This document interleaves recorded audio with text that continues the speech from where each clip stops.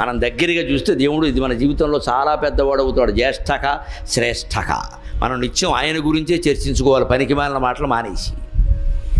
అప్పుడు ఆయన చాలా పెద్దవాడు అయిపోతాడు, మన జీవితంలో ప్రధాన భాగం అయిపోతాడు. ఇక దైవం మాటలు కాకుండా లౌకికమైన మాటలు ఎవడన్నా మాట్లాడితే ఆడ మగ తేడా లేకుండా గోమె కొట్టేద్దాం అనిపిస్తుంది, ఊరికే అది అవసూది అనిపిస్తుంది. ఆ స్థితికి వెళ్ళాలి మనిషి. ఎంతసేపు ఇదేనా ఆశమ్మ బోషమ్మ ఆత్మస్థుతి పరనంద ఆకాక ఈ చచ్చిపోతున్నాయి అదవసంతా. ఎంత చర్చించినా మీరు ఏ సమస్య అయినా చర్చించడమా మూలంలో కడితే కర్మ అండి, అయిపోయింది. ఇంక కర్మ అన్నావుగా ఊరుకోరదా? విద్య బాగుండలేదు, వైద్యం బాగుండలేదు, ఉద్యోగాలు బాగుండలేదు, వ్యవసాయం బాగుండలేదు, వ్యాపారం బాగుండలేదు, ఎందుకంటే మనిషి మనస్సు బాగాలేదు అని చేసేది మనిషి. అందుకని మొత్తం బాగుండదు. దాని గురించి ఎక్కువ చర్చ కూడా అనవసరం. మనం చేయాల్సింది ఉంటే ఏదైనా చేసేద్దాం, పోనీ చేయవలసింది ఏదో చేసి వదిలేసే ఆ విషయాన్ని. మన జీవితాల్లో జ్యేష్ఠక శ్రేష్ఠక. విమానం అంత పెద్దదిగా ఎందుకు కనిపించింది? దగ్గర ఉండబట్టి. చిన్నదిగా ఎందుకు కనపడేది? దూరంగా ఉండబట్టి. దేవుడైనా అంతే, దూరంగా నువ్వు ఆలోచించి ఎప్పుడో ఏడాదికి ఒకసారి వినాయక నవరాత్రులు చేసేస్తే ఈ తర్వాత ఏదో మనకు అది సాంప్రదాయం ఆనవాయితీ అమ్మ మానకూడదు అంటే మానకూడదు కాబట్టి చేస్తున్నామమ్మా, నీకు భక్తి లేదు. ఈ మొత్తం ఆనవాయితీ సంప్రదాయం మానకూడదు, ఈ భయము కానీ ప్రలోభం కానీ పనికిరాదండి. వినాయక నవరాత్రుల తర్వాత మళ్ళీ మీకు 10 రోజులు కాకుండా దసరా నవరాత్రులు వచ్చేస్తున్నాయి. ఇక్కడ 9 రోజులు చేశాం వినాయకుడికి, తర్వాత వాళ్ళ అమ్మగారు వస్తుంది, మా అబ్బాయికి 9 రోజులు చేశారు, నా సంగతి ఏమిటంటుంది, నీకు 10 రోజులు చేస్తామమ్మా, ఓ రోజు ఎక్కువ అంట. తర్వాత వాళ్ళ ఆయన వస్తాడు శివుడు, మా ఆవిడకి 10 రోజులు చేశారు, మా అబ్బాయికి 9 రోజులు చేశారు, మొత్తం వీళ్ళందరినీ పోషిస్తున్నది నేను, బెచ్చవెత్తు కూడా పోషిస్తున్నాను, నా సంగతి ఏమిటంట. నీకు కార్తీక మాసం ఎలాంతా చేస్తానైనా కోప్పడకండి.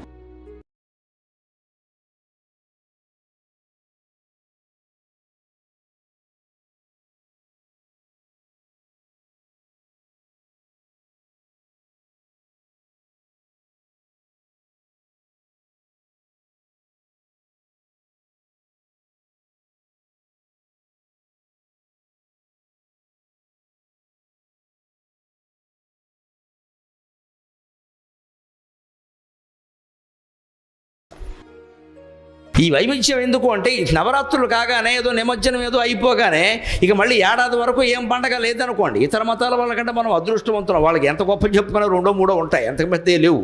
మనకు అలా కాదు, నెలకో 2 పండుగలు ఉంటాయి, పైగా సెలవులు కూడా ఎక్కువ మిగిలి వదిలేండి. మనకి సెలవులు ఎక్కువ, బడికైనా సెలవు ఇస్తారు. ఎందుకు ఈ పండగలు మనకి ఎక్కువ ఉంటాయంటే మనిషిని దైవ చింతన నుంచి దూరం చేయకుండా ఉండడం కోసం. ఇది అయిందమ్మా. దీపావళి నాడు ఏం చేస్తారు? గోంగూర కాళ్ళు ఉంటాయి, గోకాళ్ళు ఉంటాయి కదా, దిబ్బే దీపావళి అమావాస్య మళ్ళీ వచ్చే నాగుల చవితి. ఆ నాగుల చవితి 4 రోజులు వచ్చేసింది. మళ్ళీ అది అవగానే ఇంకోటి అంటే మొత్తం మీద ఏదో ఒక పండగ రూపంలో, పబ్బం రూపంలో ఏదో ఒక పిండి, చిన్నపిల్లలకి పిండి వంటలు అనండి, పెద్దవాళ్ళకి గీతాలు అనండి, మనబోటిగాళ్ళకి ప్రవచనాలు అనండి, ఏదో ఒక రకంగా దైవ ధ్యానంలో గడిపితే మనం దేవుడికి దగ్గర కావండి.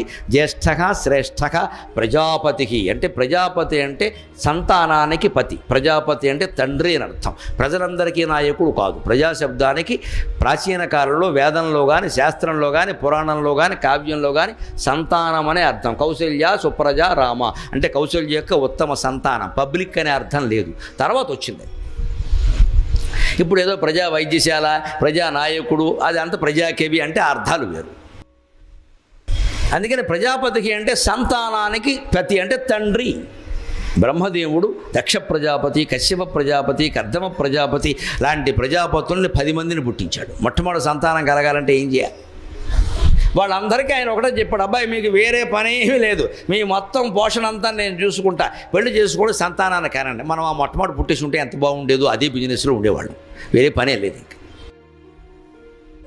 అందుకే మొత్తం సృష్టిలో ఉండే సమస్త సంతానాన్ని దక్ష ప్రజాపతి, కశ్యప ప్రజాపతి, కర్దమ ప్రజాపతి కన్నారు. కశ్యప ప్రజాపతికి అందుకే భార్యలు ఎక్కువ. ఒక ఋషికి అంతమంది భార్యలు ఏమిటండి సంతానం కోసం.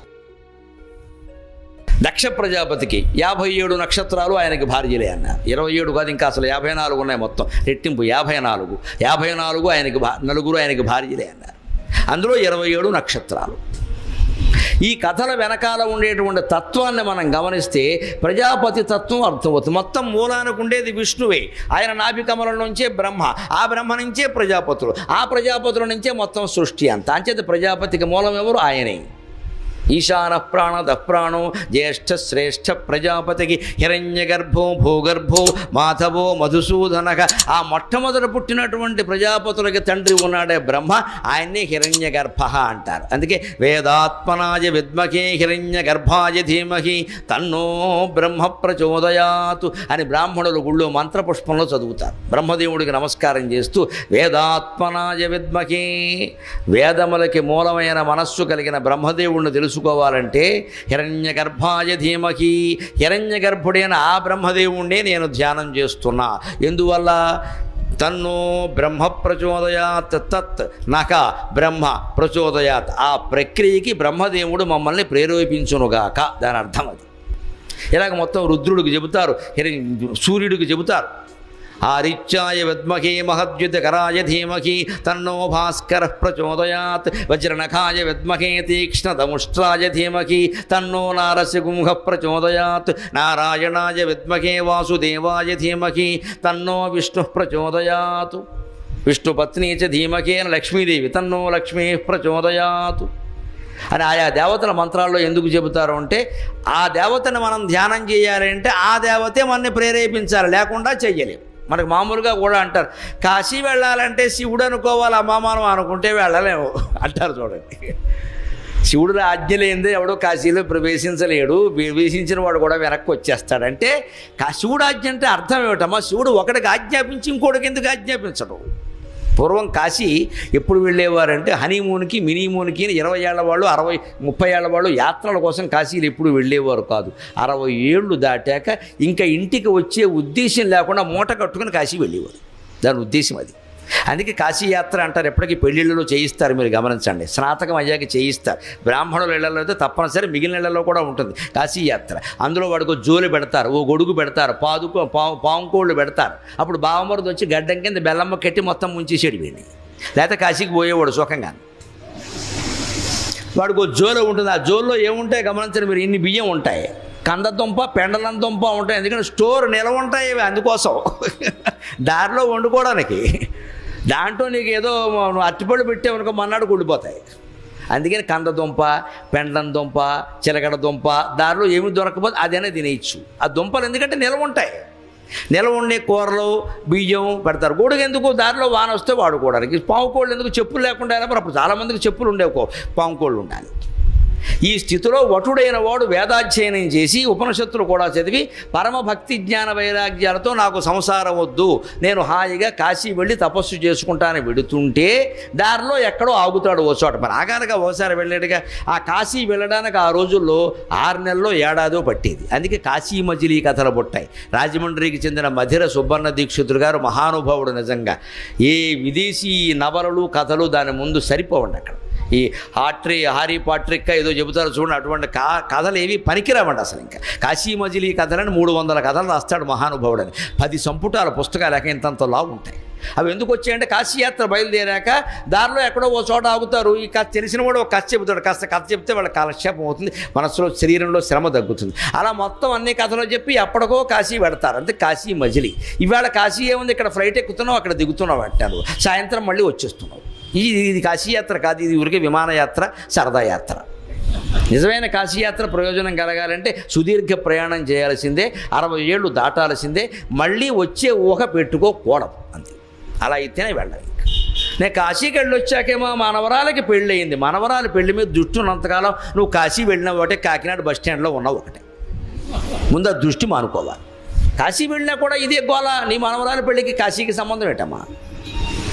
మనం కోరుకునేది ఎంతసేపు అది రావాలి తప్ప అందులో ఏం చెప్పాడో మనకు అనవసరం. అంచేత కాశీయాత్ర అంటే అన్నీ వదిలేయడం. ఈ పెళ్లి కొడుకు వదిలేసి వెళ్ళిపోతూ ఉంటే వటుడు ఆ బావమరిది అక్కడ అమ్మ వారింట్లోనే ఉన్నాడు కదా, వాళ్ళ ఇంట్లో ఒక అమ్మాయి ఉంది. ఆయన ఏమనుకుంటాడు, ఆ గృహస్థు కుర్రాడు యోగ్యుడు, చదువుకున్నాడు, వీడికి పిల్లనిస్తే బాగుంటుందని. నేను 60 ఏళ్లవాడిని, ఆ కుర్రాడిని అడిగితే నాకు కుదరదండి అంటే మరి అవమానం కదండి, 60 ఏళ్లవాడు అడిగి. అందుకని బావమరిచేది అడిగిస్తాడు, అది సంప్రదాయం. వీడు వయస్సు 60 ఏళ్ళు, వీడు వయస్సు 1. అందుకని ఈ కుర్రాడు వచ్చి మా అక్క పెళ్లి చేసుకుంటుంది, చేసుకో అంటే అయిపోయింది నాయన, బొట్టలో పడేసే అని అర్థం. అక్కడ బావమరి చేత ఎందుకు అడిగిస్తారు అంటే, బావమరిది అడిగితే వాడు కాదన్నా పర్వాలేదు, అవమానం కాదు. పెద్ద ఆయన కన్యాదాత అడిగితే మరి 50 ఏళ్ళ అయిన అవమానం కదా. మన సంప్రదాయాల్లో ఇన్ని విశేషాలు ఉన్నాయండి. మానవ మర్యాద, మంచి శాస్త్రం, అంతిమంగా భక్తి జ్ఞాన వైరాగ్యం. ఈ కుర్రాడు ఏమయ్యాడు, ఇప్పుడు శుభ్రంగా కాశీకి పెండలం దుంప, పెండలం బదులుగా పెండ్లం పట్టుకున్నాడు వీడు. అది విషయం. అది పెండలం, ఇది పెండ్లం. డాకింత లావత్తు వచ్చింది. ఆ పెండలం వదిలేశాడు, పెండలాన్ని పట్టు. ఇక మళ్ళీ దుంప తెగింది, ఇక లేవలేదు ఇంక నుంచి. అందుకే నన్ను ఎక్కడో అవధానం చేస్తుంటూ అడిగారు, పెళ్లి కూతురు బొట్టలో కూర్చుంటుంది కదండి, పెళ్లి కొడుకు కూర్చోడే అన్నారు. వాళ్ళు కూర్చున్నది 5 నిమిషాలైనా ఆయన, తర్వాత వీడు ఆ బొట్టలో పడ్డాడు, ఈ జన్మలో లేవలేదు అని చెప్పి.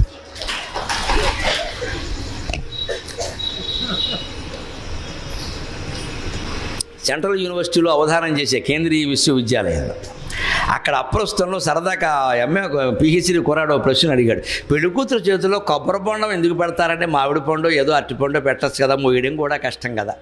కొబ్బరి బొండం పెడతారు. కొబ్బరి బొండం పిల్లని ఈ చేతులు తీసుకెళ్ళి పెళ్లి కొడుకు చేతిలో పెట్టిస్తారు. కన్యాదానంలో చాలా ముఖ్యం. కొబ్బరి బొండం ఎందుకు పెడతారన్నాడు. అంటే ఆ పెళ్లి కూతురు అంటుందయ్యా, నేను సన్నగా స్లిమ్గా ఉన్నానని చేసుకుంటున్నామేమో, ముందు ముందు నా సైజు ఇది దృష్టిలో పెట్టుకో, అది భరించగలిగితే చేసుకో, లేకపోతే వెళ్ళిపో, మంచిది. నేను ఎప్పుడు ఇలాగే ఉంటాను అనుకోకే, సన్నగాను. పైగా సహజంగా మామూలు మానవ ధర్మం ప్రకారం పెళ్ళి అయిన తర్వాత ఆడవాళ్ళు లావు అవుతారు, అది చాలా తప్పనిసరి. ఇంక నేను వేదిక మీద వివరించే విషయాలు కావు. వివాహం అయిన తర్వాత ఖచ్చితంగా ఆడవాళ్ళు లావు ఎక్కుతారు, మగాడు శ్రద్ధపడి పోవాలి. అంతేగాని ఎందుకు ఎక్కే అనకూడదు. నెత్తిమి ఎక్కలేదు, లావు ఎక్కారు అంతేగా సంతోషించు. లావు ఎక్కితే పర్వాలేదు, నెత్తిమి ఎక్కితే కష్టం. కానీ అంతేగాని ఇక దాని ఊరికే ఇక బ్యూటీ క్లినిక్ అని అదేని జిమ్ము జమ్ము వద్దు. ఇంకా అది సహజమైన లక్షణం. అది కొన్నాళ్ళకి మళ్ళీ తగ్గుతారు, తర్వాత కొత్తలో అలా ఎక్కుతారు. అది వేరే ప్రక్రియ. అది దాని గురించి అంత కంగారు అక్కల. అవి సహజం. అందుకని సరదాగా చెప్పాలంటే ఇంతే. అంటే ఆ బ్రహ్మదేవుడు మొదటి వాడయ్యారు కూడా ఆయన్ని హిరణ్య గర్భక అన్నారు. ఎందుకంటే ఈ సృష్టి మొత్తం కాంతిమయం అండి, తేజోమయం. కాంతి నుంచే మొత్తం అన్ని వస్తువులు ఏర్పడ్డాయి. కాంతివంతమైన పదార్థాల్లో ఏవి ముఖ్యమండి? సూర్యుడు, చంద్రుడు, అగ్ని. ఈ మూడే. పగలు మనకు సూర్యకాంతి, రాత్రి చంద్రకాంతి లేదా దీపం. అగ్ని అంటే దీపమే, దీపం అగ్నే కదా. అందుకే పగలు సూర్యుడు అస్తమించేటప్పుడు తన తేజస్సుని కొంత అగ్నిలోనూ కొంత చంద్రుల్లోనూ కలిపేసి వెళతాడు అంటారు శాస్త్రంలో. అంటే అర్థం ఏంటంటే చంద్రుడు స్వయం ప్రకాశకుడు కాదు, సూర్యకాంతి కారణంగానే ప్రకాశిస్తున్నాడు. అగ్ని కూడా సూర్యకాంతితోనే దీప్తం అవుతుంది. దాంట్లో ఉండే తేజస్సుని సూర్యకాంతి అనే అంటారు. ఈ మూడే కాంతులు లెక్క. లోకంలో ఉండేటువంటి వస్తువులు మన కంటికి కనపడుతున్నాయి కాబట్టి ఉన్నాయనుకుంటున్నాం, కనపడకపోతే లేనట్టే కదా. కనపడడానికి పగలు సూర్యుడు కారణం, రాత్రి చంద్రుడు కారణం లేదా అగ్ని కారణం. అంచేత సమస్త వస్తు రూపాలు కూడా సూర్య చంద్ర అగ్ని రూపాలలో ఉంటాయి. తేజస్సు లేనిదే పదార్థం లేదు. ఈ తేజోవంతమైన పదార్థాల్లో అత్యంత తేజోవంతమైనది బంగారం. దాన్ని సంస్కృతంలో హిరణ్యం అంటారు. అందుకని హిరణ్య గర్భ, తేజస్సును గర్భమందు దాల్చి ఈ సృష్టి అంతా ఒకే ఒక విష్ణువు భరిస్తున్నాడు. మొత్తం ఉన్నది తేజస్సే. వస్తువులు అనేది మన విభాగం వల్ల తోస్తున్నాయి, అంతే తేడా. అందుకే మీరు ఫోటో తీసినప్పుడు గమనించండి, ఒక కిరణాలు మన మీద ప్రసారం అయ్యేలా చేస్తారు. అక్కడ మనిషి ఎక్కడ అడ్డం వస్తాడో ఆ మనిషి బొమ్మ అక్కడ పడుతుంది, మిగిలిందంతా కిరణాలే. ఆ మనిషి అడ్డం రాకపోతే అక్కడ కూడా ఉండేది కిరణాలే. అప్పుడు కూడా కిరణాలు ఏం జరిగాయి? మనలోకి వెళ్ళే, శరీరంలోకి వెళ్ళే కిరణాలు. అందుకే ఫోటో ఎక్కువ సార్లు తీయించుకోకూడదు, ఎక్స్రే అసలే తీయించుకోకూడదు. ఇటీవల డాక్టర్లు కూడా చెప్పారు, ఓహో ప్రతిదీ స్కానింగ్ అని వెళ్ళిపోకండి, బతుకంతా స్కానింగ్ అయిపోతున్నారు. స్కానింగ్లు ఎక్కువ చేయించుకోకూడదు. అవన్నీ లోపల కడుపులో కిరణాలు పెడతాయేమో, లేజర్ కిరణాలు. అవి లోపల ఎముకల్ని తినేస్తాయి. మనకి ఇవాళ ఈ ఫోటోలు చూడడానికి అన్నీ బాగానే ఉంటాయి.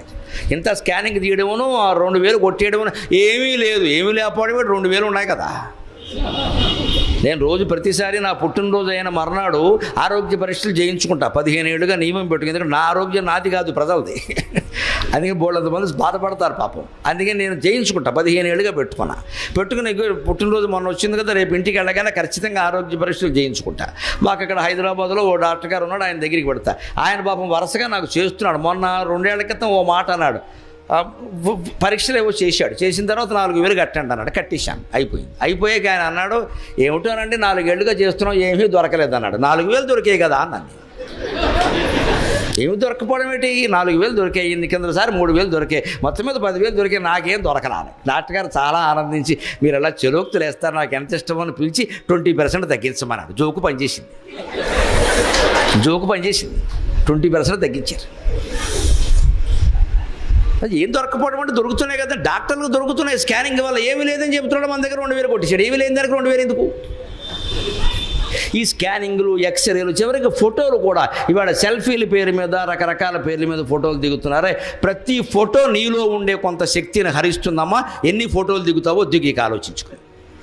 ఫోటోలు ఎక్కువ దిగడం అంటే మన ఆయుర్దాయాన్ని మనం క్షీణింపజేసుకోవడమే.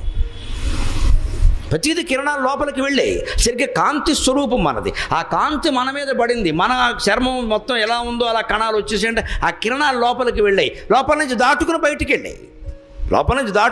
వెళ్ళాయి. కాంతి ప్రయాణం చేస్తుందండి మనిషి శరీరం నుంచి కూడా. ఎక్స్రే ఎలా వచ్చింది? ప్రయాణం చేసింది. ఆ ప్రయాణం చేయడంలో ఎముక అడ్డం వచ్చింది. ఆ ఎముక బొమ్మ అక్కడ పడింది. అడ్డం రాకపోతే కాంతే పడుతుంది కదా, అనుమానం ఏముంది? అంచేది మొత్తం ప్రపంచం అంతా వస్తుమయం కాదు, కాంతిమయం. అంచేది దేవుణ్ణి హిరణ్య గర్భ, కాంతిమయ వస్తువుల్లో హిరణ్యం ముఖ్యమైనది, బంగారం కాబట్టి ఆ హిరణ్యము గర్భమందు కలిగి బంగారు కాంతితో ఈ ప్రపంచం అంతా నిండిపోయినవాడు హిరణ్య గర్భో భూగర్భగా. మంచి మాట అది కూడా. భూగర్భగా, భూమిని తన గర్భమందు ధరించిన వాడు, పైగా భూమి గర్భమందు తాను ఉన్నవాడు. ఏదైనా ఒకటే. భూగర్భంలో కూడా దేవుడు ఉన్నాడా? దేవుడు సర్వాంతర్యామి అంటారు కదండి. ఎలా ఉన్నాడు దేవుడు అంటే? ఏం చెప్పుకున్నాం మనం ఇందాక? అన్ని వస్తువులకి మూలమైంది ఏది అన్నాం. ఇదో బల్ల అన్నాం. బల్లకి మూలం చెక్క, చెక్క మూలం మట్టి, మట్టికి మూలం భూమి, భూమికి మూలం అగ్ని నీరు, నీటికి మూలం అగ్ని, అగ్నికి మూలం వాయువు, వాయువుకి మూలం ఆకాశం. అన్నిటికీ మూలాల్లోకి వెళ్ళండి మీరు, పంచభూతాల్లోకి వెళతారు. దాని మూలం ఆకాశం. ఆకాశ స్వయం విష్ణువు. ఇది ఇనప కమ్మి అనుకున్నాం. ఇనుముకు మూలం మట్టి, మట్టికి మూలం నీరు, దానికి మూలం అగ్ని, వాయువు, ఆకాశం. ఆకాశ స్వయం విష్ణువు. ఇప్పుడు ఆకాశమే విష్ణువు అని అర్థమైంది కదా. భూగర్భక అంటే భూమి తన గర్భంలో ఉంది అంటే మనం తేలిగ్గా నమ్ముతాం. భూమి గర్భంలో కూడా ఆకాశం ఉంది. ఎలా నిరూపిస్తామండి? భూమి గర్భంలో ఆకాశం ఉంది. ఇది నేల అనద్దు మీరు, అందులో ఆకాశం ఉంది. ఎలా ఉందో తెలుసా? ఎక్కడైనా ఓ గొయ్యి తవ్వండి, ఒక అరగజంలో తవ్వండి. ఆ తవ్విన మట్టి పక్కనేయండి, మళ్ళీ ఆ మట్టితో పూడసండి. వీలు కాదు, కొంత మట్టి తేవలసింది. మనందరికీ అనుభవంలో ఉన్న విషయం ఇది. కూటిబిళ్ళు ఆడుకుంటూ గొయ్యి తవ్వినా సరే తీసిన మట్టితో దాన్ని పూడ్చలేరు మీరు. ఎంతో కొంత లోటు ఉంటుంది అక్కడ. ఖచ్చితంగా బయట నుంచి మట్టి తేవలసిందే. తీసిన మట్టి మీరు జాగ్రత్తగా, ఒక్క రేణువు కూడా పోకుండా, పక్కన ఏదైనా పెద్ద మైకా సంచి పెట్టి దాని మీద రేణువు పోకుండా వేయండి, ఏం పర్వాలా. మళ్ళీ ఆ గోతులో ఆ మట్టి వేయండి, అది లోపలికి వెళ్ళిపోయింది, కొంత ఖాళీ మిగిలింది. చిన్న గొయ్యి దగ్గర నుంచి పెద్ద గొయ్యి వరకు మొత్తం అనుభవం ఇది. నుయ్యి దవ్విన మట్టితో మళ్ళీ నుయ్యి పొడచలేం. సగమే పొడుతుంది, సగం మిగులుతుంది. ఆ మిగిలిందే ఖాళీ, అదే ఆకాశం. ఆకాశ స్వయం విష్ణు. ప్రతి ఉదాహరణ సులభమైన ఉన్నాయి. మనం కాస్త ఆధునికంగా దృష్టి పెట్టి ఆలోచిస్తే తెలుస్తుంది. అంటే భూమి అనుకుంటున్న దాంట్లో ఆకాశం ఉంది, నీరు ఉంది, భూగర్భ జలాలు లేవా? లోపల వాయువు ఉంది. వాయువు లేకపోతే నీరు ప్రవహించదు. బయట నీరు ప్రవహిస్తుందంటే వాయువు కారణం అండి. భూగర్భంలో కూడా జలాలు ప్రవహిస్తున్నాయంటే నీరే కారణం, వాయువే కారణం. అంటే భూమి ఎలాగో ఉంది, అందులో ఖాళీ రూపంలో ఆకాశం ఉంది, అందులో భూగర్భ జలాలు నీళ్లు ఉన్నాయి, జలాలను ప్రవహింపజేస్తున్న వాయువు ఉంది. భూమిలో అగ్ని లేదా? అగ్ని లేకపోవడం ఏంటండి? తవ్విన చోట ఎక్కడైనా పట్టండి, చల్లగానైనా ఉంటుంది, కొన్ని ప్రాంతాల్లో వేడిగానైనా ఉంటుంది. అంచేత పంచభూతాలు భూమిలో కూడా ఉన్నాయి, వాయువులోనూ పంచభూతాలు ఉన్నాయి, ఆకాశంలోనూ పంచభూతాలు ఉన్నాయి. అందుకే సృష్టి ఏర్పడిన విధానాన్ని ఒక రకంగా చెబుతారు వేదాల్లో. గొప్ప సైన్స్ అండి అదంతా. 5 భూతాలని 5 కాస్త ఏదో బిళ్ళ ఇంత ఇద్దడి సిబ్బి అనుకోండి, ఇంత మట్టి ముద్ద అనుకోండి, 5 ముద్దలు. ఆ సృష్టి నిర్మాణం ఎలా జరిగిందని శాస్త్రీయంగా చెప్పింది హిందూ మతం. దేవుడు ఇలా కూర్చున్నాడు, ఆకాశం రావాలి అన్నాడు, ఆకాశం వచ్చింది. భూమి రావాలి అన్నాడు, భూమి వచ్చింది. రాదమ్మా, ఆర్టీసీ బస్సు రావట్లేదు, ఆకాశం భూమి ఎక్కడి నుంచి వస్తాయి? ఈ కబుర్లు చెప్పొద్దు. ఈ గుడ్డి నమ్మకాలు, వ్యవహారాలు హిందూ మతంలో ఉండవు. హిందూ మతం పరమశాస్త్రీయం. సృష్టి అలా ఏర్పడిందని చెప్పలేదు. సృష్టి ఎలా ఏర్పడిందంటే పంచభూతాల నుంచి ఏర్పడిందని చెప్పారు. అది కూడా ఎలాగా? భూమి, ఆకాశం, అగ్ని, వాయువు అన్నీ కలిపి 5 ముద్దలు, మట్టి ముద్దలు అనుకోండి. కాస్త ఇది ఇంతంత మట్టి ముద్దలు. ఈ మట్టి ముద్దను ముందు సగం చేశాడు. ప్రతి ముద్దని సగం చేశాడు. చేసి భూమి అనే ముద్ద ఉందండి, అందులో సగం తీసేట. ఆ సగాన్ని 4 భాగాలు చేసి అందులో ఒక భాగం అగ్నిలో, ఒక భాగం వాయువులో, ఒక భాగం నీటిలో, ఒక భాగం ఆకాశంలో కలిపాడు. మళ్ళీ అగ్ని ముద్ద ఒకటి ఉంది కదా, దాన్ని సగభాగం చేసి ఆ సగం అలాగే ఉంచి ఆ ఒక సగాన్ని తీసుకొచ్చి మళ్ళీ 4 భాగాలు చేసి దాన్ని ఒకదాన్ని భూమిలో, ఒకదాన్ని నీటిలో, ఒకదాన్ని వాయువులో, ఒకదాన్ని ఆకాశంలో కలిపెట్ట. అంటే ఏమైంది? ప్రతి భూతములోనూ కూడా ప్రతి పదార్థంలో సగం అదే, సగం మిగిలిన 4. అందుకని పంచభూతాల్లో దేన్ని మీరు పరిశీలించినా అందులో మిగిలిన 4 ఉంటాయి, మిళితమై ఉంటాయి. ఇదంతా సైన్సా కాదా? ఎవడండి గుడ్డి నమ్మకం అంటాడు? వేదం చదవరు, ఉపనిషత్తులు చదవరు, శాస్త్రాలు చదవరు, ఎవడో చెప్పే మాటలు ఏదో నమ్మేసి దేవుడు పుట్టిస్తాడంటే దేవుడు నేను పుట్టించాను ఎక్కడా చెప్పలా. ఇలా ఏర్పడింది అని చాతుర్వర్ణ్యం మయా సృష్టం తస్య కర్తారమపి మాం విద్యకర్తారం అవ్యయం స్పష్టంగా చెప్పాడు. అన్నీ చేసింది నేనే అని అంటున్నారయ్యా, అన్నీ చేసింది నిజంగా నేనే, కానీ ఒక్క మాట చెబుతున్నా రహస్యం నేనేం చేయలేదన్నాడు. తస్య కర్తారమపి మాం విద్యకర్తారం అవ్యయం. వాటిని చేసింది నేనే అయినా నేను చేయలేదే. చేసింది నేనే అంటావు, చేయలేదంటావు అంటే నేను చేశానని మీరు అనుకుంటున్నారు కాబట్టి నేను చేశానంటున్నా, కానీ నిజానికి వాటికి మీద కర్తృత్వ భావన నాకు లేదు. జీవితంలో మనకు ఉండాల్సింది అదే. యజ్ఞమో యాగమో వినాయక నవరాత్రులు లేకపోతే ఈ ప్రవచనమో ఏదో చేశాం అంతే. ఇక తర్వాత వచ్చేవరన్నా అద్భుతంగా చెప్పారంటే సంతోషం అండి, ధన్యవాదాలు అంతే. అవునా అండి? ఇంతకుముందు వచ్చిన వాళ్ళు ఇలా చెప్పారండి, నేను కెలకడం ఇక్కడ పనిగట్టుకొని. ఇంతకు తర్వాత ఎవరో వస్తారు కదండి, ఆయన ఎలా చెప్తా మీకు చెప్పరండి, అనుమానం లేదు. ఈవేళ నేను ఒక్కడిని వచ్చేసింది, ఇంకా నీ విష్ణు సహస్రం దేనికి పని లేక ఈ చంపేస్తున్నాడు పట్టుకొని లోపలికి వెడితే అంటాడు. వీడు తక్కువడు కాదు, మనం ఎదురుగా ఉన్నప్పుడు అంటాడు, బయటికి వెళ్ళి ఏమంటాడు, అబ్బో చాలా అహంకారం ఉండు బాబు, ఇంకేం తప్ప ఎవడు చెప్పలేట, ఇంకెందుకండి, ఇది నాకు తోచిన మాటలు నేను చెబుతున్నానమ్మా, మీకు నచ్చితే మంచిదే, ఇంకొకరు ఎంతకంటే బాగా చెప్పొచ్చు, నేను చెప్పిన దాంట్లో పొరపాటు ఉండొచ్చు, వారు సరిచేయచ్చు, ఎవరు చెప్తారండి దాన్ని? ఒకడే విజ్ఞానవంతుడు ఆ ప్రపంచంలో. అన్ని భూతాలలోనూ అన్నీ కలిపి ఉన్నట్టు అన్నీ ఉంటాయి. అందుకని హిరణ్య గర్భగా భూగర్భ. ఇంకొక మాట చెప్పుకుని మనం సెలవు తీసుకుందాం. భూమి గర్భంలో ఆకాశం ఉందని మనం తెలుసుకున్నాం, భూమి కూడా ఆయన గర్భంలో ఉంది. ఈ భూమండలం మొత్తం భగవంతుడి గర్భంలో ఉంది. దానికి ఉదాహరణ మళ్ళీ భీష్ముడి యొక్క స్థానంలోనే దొరుకుతుంది. కుప్పించి ఎగసిన కుండలంబులకంతి గగన భాగం బెల్ల కప్పికొనగ ఉరికిన నోర్వక ఉదరంబులోనున్న జగముల వ్రేగుణ జగతి కదల అన్నాడు ఆ పద్యంలో. శ్రీకృష్ణుడు భీష్ముడి మీద కోపంతో చక్రం తీసుకుని కిందికి దూకెట్ట. అప్పుడు ఏం జరిగిందంటే ఉరికిన నోర్వక ఉదరంబులోనున్న జగముల వ్రేగుణ జగతి కదల. ఆయన కిందకి దూకేసరికి భీష్ముడు ఏమంటున్నాడు అంటే, అయ్య బాబాయ్ 14 లోకాలు కడుపులో పెట్టుకున్నవాడు కిందకి దూకేశాడు, కొంపలు అంటుకోవా, అంత బరువైన వాడు 14 లోకాలు భరిస్తున్నవాడు కిందకి దూకితే ఈ భూమండలం తట్టుకోగలదా?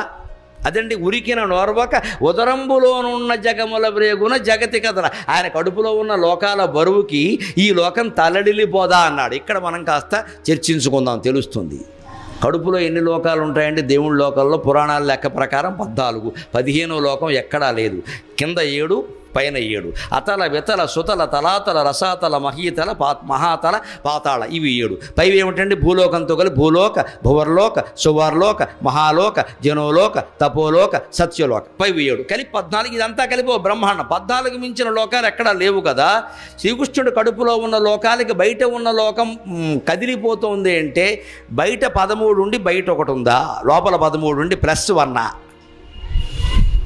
లేకపోతే లోపలే 14 ఉంటే మరి బయట ఉన్న లోకం ఏది కృంగిపోవడానికి? ఏదో ఒకటి నిజం కావాలి కదా. అది తర్కం అంటే. కవిత్వం చదువు ఊరుకోకూడదు. ఆ తర్కంలో పెడితే భూగర్భ అనే మాట అర్థమవుతుంది. 14 లోకాలు ఆయన గర్భంలో ఉన్నాయంటే మరి బయట ఏదో ఉందంటున్నావు. అది జగముల వ్రేగున జగతి కదలడానికి బయటే ఉంది, అన్నీ ఆయన లోపలే ఉన్నాయి కదా. లేదండి 13 ఆయన లోపల ఉన్నాయి, ఒక భూమండలం ఒకటి బయట ఉంది అని అంటే అయితే ఆయన పరిపూర్ణుడు కాదండి. లోకాలన్నీ కడుపులో ఉన్నాయంటే అలాగా ఒక లోకం ఆయనకి బయట ఉందిగా. అంచేత శ్రీకృష్ణుడు అని మనకు కనపడుతున్న రూపం ఉంది, అక్కడ భీష్ముడికి కనపడినా ఎవరికి కనపడినా అది ఆ యుగ ధర్మం ప్రకారం అవతరించిన వ్యక్తి అంతే. ఆయన ఒక్కడే దేవుడు కాదు, అన్ని రూపాలు దేవుడి రూపాలే. ఆ మాటకు వస్తే భీష్ముడు, ఆ రథము, ఆ కోపము అవన్నీ కూడా దైవ రూపాలు. 14 ఆయన కడుపులోనే ఉన్నాయి, బయట ఉంది అని మనకు కనపడుతోంది. ఇది మిథ్య, జగన్ మిథ్య అంటే అర్థం. అది మనకు కనపడుతోంది అంతేగాని ఇది నిజంగా లేదు. కళలో కూడా మనకి బోర్డు కనపడితే లేవు. అలాగే ఓ కళలో మనమంతా మునిగి ఉన్నాం, ఇది లేనట్టు లెక్క. శాస్త్రజ్ఞుల పరిశోధనలు కూడా ఆ విషయాలే రుజువు చేస్తున్నాయి. అనంత కోటి నక్షత్రాలు బ్రహ్మాండాలు కనిపెడుతున్నారంటే నాసా కేంద్రం వాళ్ళు. వాటికి ఏమిటో నెంబర్లు వేసుకుంటూ పోతున్నారు. ఈ మధ్య కొత్తగా కనిపెట్టింది ఏమిటో తెలుసా? పాల పొంత అని ఒకటి కనపడుతోంది, మిల్కీ వే. అందులో బ్లాక్ హోల్స్ ఉన్నాయి, నల్లటి రంధ్రాలు, కృష్ణ బిలాలని. అందులోంచి ఏమిటో ఇలా ఇలా ఇలా ఇలా నక్షత్రాలు వచ్చేస్తున్న నక్షత్రాలు ఇలా బయటికి చేరుతున్నాయి, కానీ అందులోకి వెళ్ళిన నక్షత్రం ఏది మళ్ళీ కనపట్లేదు అన్నారు. వీళ్ళు పాల పొంత అని ఈ పెద్ద మనుషులు పేర్కొంటున్న దాన్నే పాల సముద్రం అన్నారు మన పురాణాలు. అది విష్ణు స్థానం. అక్కడి నుంచి లోకాలు వస్తాయి, మళ్ళీ అందులోకి పోతాయి. సరిగ్గా నిప్పు మండుతూ ఉంటే అగ్ని మునుగురు పురుగుల్లాగా నిప్పు రవ్వలు బయటకు వస్తాయి, మళ్ళీ రాలిపోతాయి. ఈ లోకాలన్నీ నిప్పు రవ్వ.